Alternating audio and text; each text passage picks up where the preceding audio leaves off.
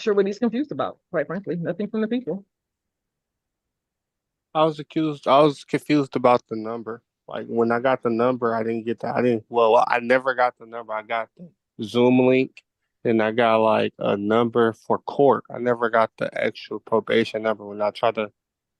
Now she just actually gave me the probation number. I got it saved in my phone now. Before I just had the court number and the day I was supposed to come to court, which is today. Bench warrant to issue. No bond. So you need to turn yourself into the Washington County Jail. I give out the phone number each and every time to everybody, and I ask them if they have it. So I'll see you. State of Michigan versus Eric Martin, case number 23S00425. Rachel McDuffie for the people. Assistant Public Defender Sandra White on behalf of Eric Martin.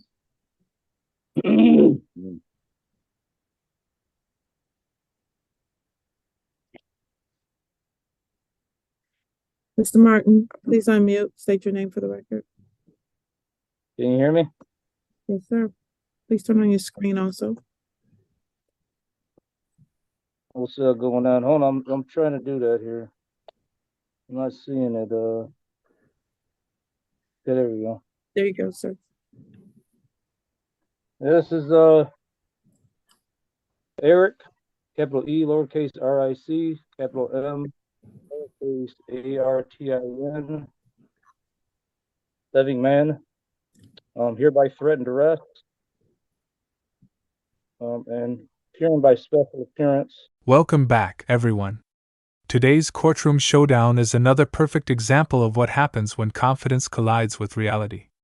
Our defendant isn't just representing himself, he's fully embracing the sovereign citizen playbook, complete with unusual legal phrases, self-created titles, and the belief that simply refusing to recognize the court somehow changes the law. Unfortunately for him, he's appearing before a judge who has built a reputation for running one of the most disciplined courtrooms in Michigan. Right from the opening moments, you'll notice a huge contrast between the two sides. The judge remains calm, organized, and focused entirely on keeping the case moving. Meanwhile, Mr. Martin insists on introducing himself with language that has no legal effect while rejecting the very legal assistance that could help him navigate the process. What follows isn't a debate about constitutional rights. It's a lesson in how misunderstanding basic courtroom procedure can quickly create unnecessary obstacles. One of the most surprising moments in this hearing isn't even about the criminal charges themselves. Instead, it revolves around something incredibly simple: opening a video file. Rather than accepting help from standby counsel, the defendant turns a basic technical issue into another legal argument. That decision's Scheduled for a pretrial today. I received a letter from Mr. Martin that was forwarded to the prosecutor's office indicating that he was not able to open the discovery that was provided to him, and requesting that he get another copy so that he could try to get it to work. He indicated that he had tried to go to the library in order to get it to work with no success also.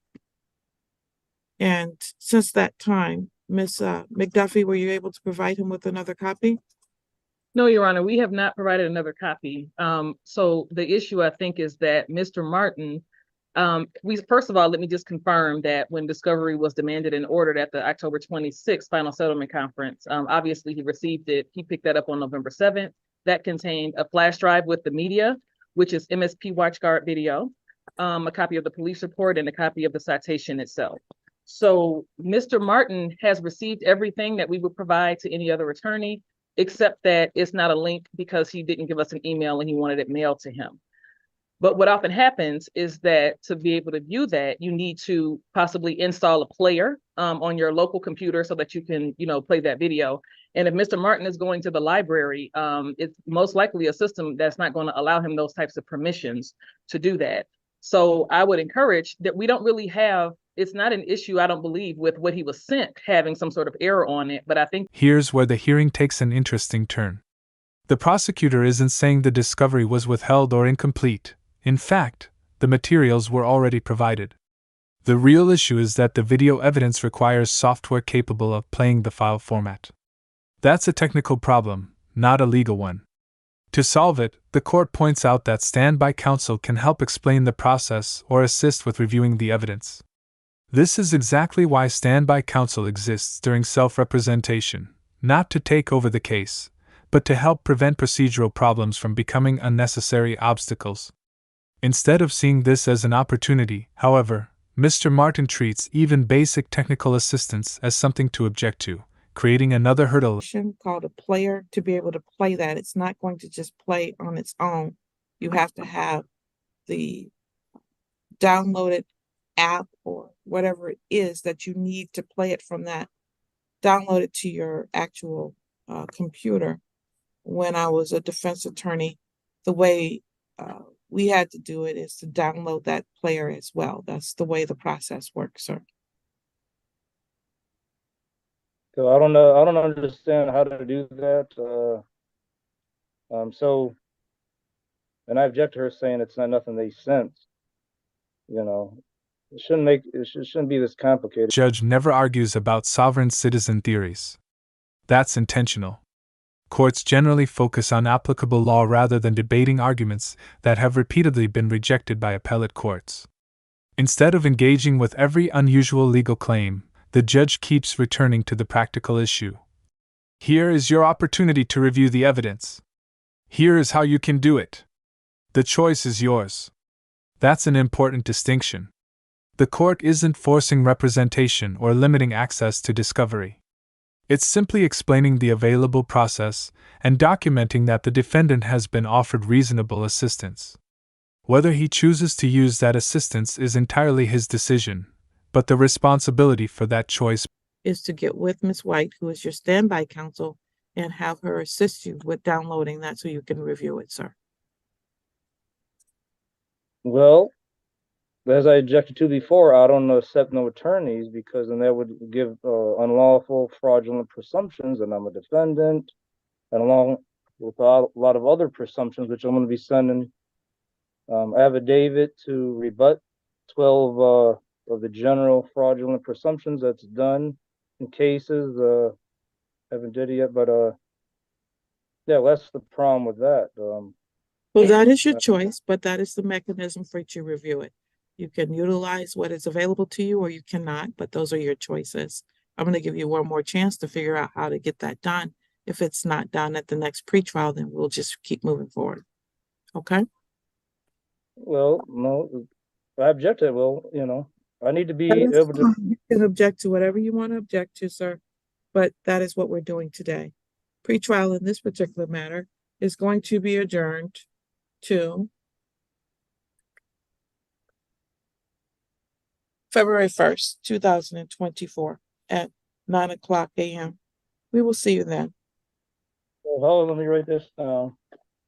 So February 1st, Correct? at what time? At 9:00 a.m. 9:00 a.m. Okay, now this lady you're talking about, what is her name again? I don't have her number or nothing. Miss Sandra, I'm sorry, there you go. Sandra White. It's on the screen there. Can you see it? Yeah, I see the name, but I don't see no number or nothing. And Okay, will you answer our calls? I'm gonna give you the phone number. You ready? I'm yeah, gonna give you my office number, 734 yeah, 545 yeah. 3486. 3486. All right. appearance. The biggest takeaway isn't about legal arguments at all, it's about mindset. Throughout the hearing, every practical solution offered by the court is met with another objection or another claim of being forced into something. Yet the record reflects the opposite. The judge repeatedly provides options, explains procedures, and even ensures the defendant has So, but I will contact her if you guys are gonna force me, so to say. It's only gonna be by force, and not give me no other option to review the video myself. Due to them not sending something that can be reviewed, but that's all I got to say on that. Like I said, it'll be by force. It's not you know, they're not giving me no. standby counsel's contact information before ending the hearing. Whether viewers agree with the defendant's philosophy or not, courtroom procedure still follows established legal rules, and successfully navigating those rules often requires accepting help when it's available. Sometimes the most effective legal strategy isn't making another objection, it's making sure you can simply review the evidence before trial.